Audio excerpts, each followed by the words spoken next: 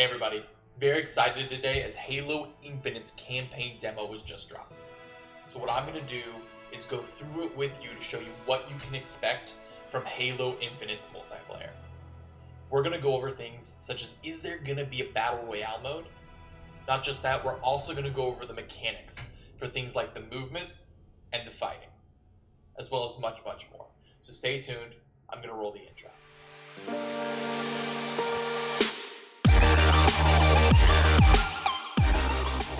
One of the most widely discussed issues in Halo Infinite is whether or not there be sprint, as it was in Halo Reach 4 and 5. There is indeed sprint in Halo Infinite, and I've parsed together a few clips to show you the mechanic.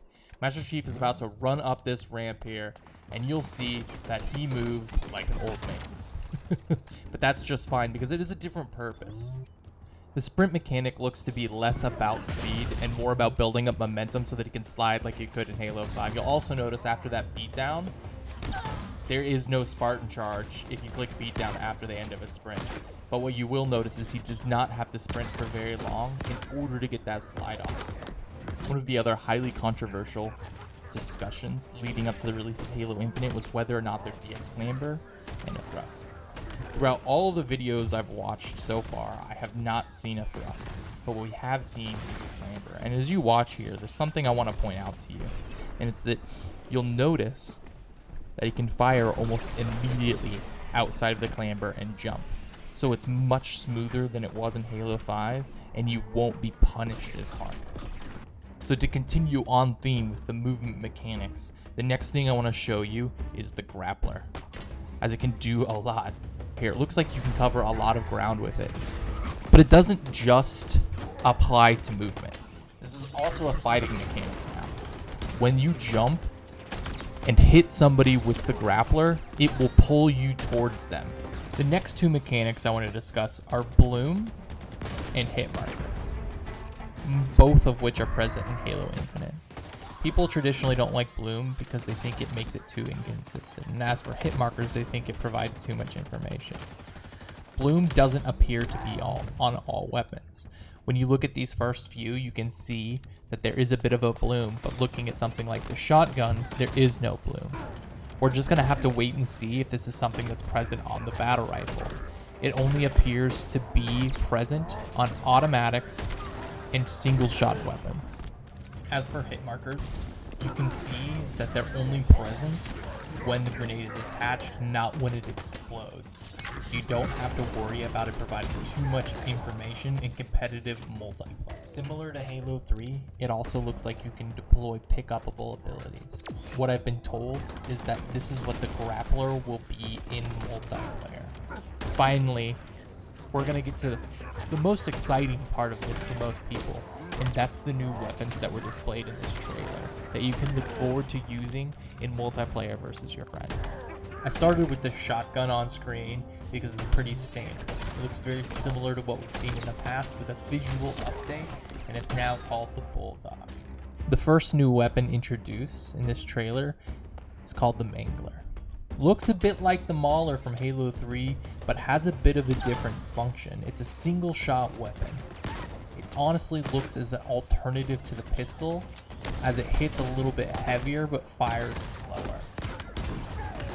The next weapon I'm going to discuss is the Ravager. Looks like the replacement of the Brute Shot, as you can see a blade there on the end, fitting in fashion for a Brute weapon. It is a 3-shot plasma burst weapon that seems to hit really heavily. It doesn't have a clip. It seems to have a percentage of energy similar to most plasma weapons. This next weapon introduced seems to be the Covenant's version of the battle rifle, called the Pulse Carbine. Many of you are probably very familiar with the original carbine, which you would say is the carbine's version of a mid-range weapon, but it was more similar to a DMR, as it was single shot but fired semi-automatic. This weapon appears to have more of a burst, just like the battle rifle. Really cool, seems very practical, and it looks like you can melt Spartan shields from much further away. Really excited to show you here the next human weapon introduced called the Commando. Looks a bit like an automatic DMR that doesn't pack quite as powerful of a punch, but makes up for it in speed. Finally, to round it out, were weapons we didn't get a lot of footage on, and that's an arc grenade that appears to freeze enemies in place. Very interesting concept if it's in multiplayer. And finally, the classic and well-beloved battle rifle. Looking forward to using all of these weapons to fight my friends. Just having just dissected the gameplay, talking about both the mechanics and the new weapons, I wanted to talk about a takeaway. And the first is that the game is incredibly smooth. You can shoot and jump very seamlessly outside of your slides, and the beatdowns are really clean and seemingly register very consistently. This leads me to believe that this multiplayer is going to be the best yet. It mixes the elements of the original trilogy with the new trilogy very well. And I'm excited to see what comes next. The final thing I want to discuss is a Battle Royale mode. When you look at the campaign, what they've been saying is that it's an open world Halo, the first of its kind. But it's so large that if you're looking off into the distance, where your vision gets blurry in a mountain, you can actually go there. It's at a massive scale that's unprecedented. But if they can do that with campaign, think about what they can do in multiplayer. They can very easily create an environment for a battle royale. Think about Forge mode.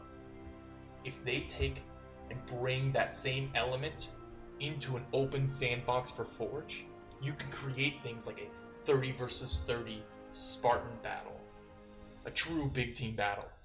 But it also opens up the ability for there to be a 64 or 100 person battle royale as well.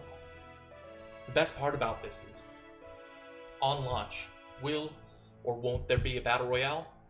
I don't know, but you can create one. And the community never ceases to surprise you. They can create unimaginable things. So whether or not 343 provides us with a battle royale mode,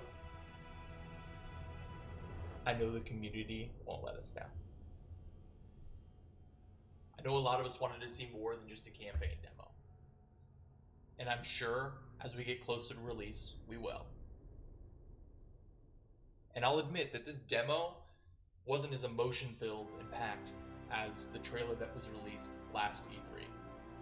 But what it was packed full of the potential that Halo Infinite has.